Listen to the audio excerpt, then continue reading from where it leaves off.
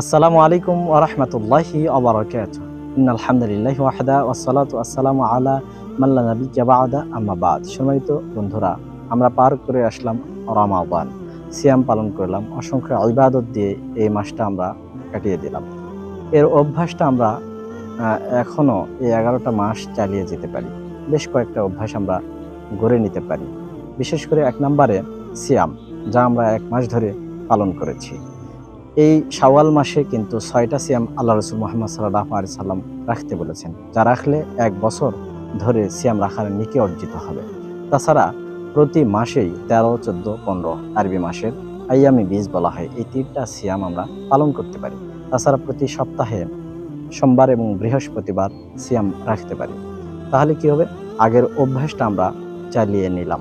আসুন ২ নম্বরে আমরা কিন্তু ওই নিয়মানুবর্তিতা যেটা দেখালাম রমাদান মাসে, সময় মতো ইফতার করা, সময় মতো তারাবি পড়া, সময় মতো সাহারি ভক্ষণ করা। সম্মানিত উপস্থিতি, এই যে নিয়মানুবর্তিতা, সময়ে সময়ে কাজ করা, সেটা রুটিন হিসেবে আমরা এই 11টা মাসও আমরা কাটাতে পারি। ৩ নম্বরে সত্যবাদিতা। আমরা যখন সিয়ামের মাস কাটালাম তখন সত্য কথা বললাম, সত্যের পথে চললাম।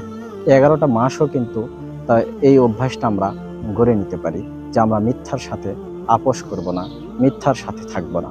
সম্মানিত উপস্থিতি, ৪ নম্বরে আমরা নিয়মিত কোরআন তেলাওয়াত করেছি রমাদান মাসে। এই অভ্যাসটা আমরা 11টা মাস কাটিয়ে দিতে পারি। এখন হয়তোবা আমরা পুরা কোরআন খতম ১ মাসে না করতে পারলেও প্রত্যেকটা দিন অন্ততপক্ষে ১ পৃষ্ঠা করে কোরআন পড়তে পারি। এই অভ্যাসটা আমরা 11টা মাস টেনে নিতে পারি। এরপরে ৫ নম্বরে দেখুন যে দান ও সাদাকা আমরা করেছি রমাদান মাসে। বিশেষ করে জাকাত, মালের সম্পদের জাকাত যেটা মানুষ বের করে দিয়েছে। তাছাড়া জাকাতুল ফিতর যেটা দিয়ে আমরা ঈদ উদযাপন করলাম, সেটা কিন্তু প্রত্যেকেই আমরা দিয়েছি। তাছাড়াও কম বেশি ডবল নেকির আশায় আমরা অনেকেই রমাদান মাসে দান ও সাদাকা করেছি। এই অভ্যাসটা আমরা 11টা মাস ধরে রাখতে পারি। কেননা সাদাকাতু বুরহান, নবী মুহাম্মদ সাল্লাল্লাহু আলাইহি ওয়াসাল্লাম বলেছেন সাদাকা হচ্ছে দলিল। তাই আসুন আমরা এই ভালো কাজের অভ্যাসগুলো আরও 11টা মাস পর্যন্ত এগিয়ে নিই। আল্লাহ তাআলা আমাদেরকে এই ভালো ভালো কাজ, কল্যাণজনক কাজ করে জান্নাত ক্রয়ের তৌফিক দান করুক। আমিন। ওয়া আখিরু দাওয়ানা আনিল হামদুলিল্লাহি রাব্বিল আলামিন। আসসালামু আলাইকুম ওয়া রাহমাতুল্লাহি ওয়া বারাকাতুহু।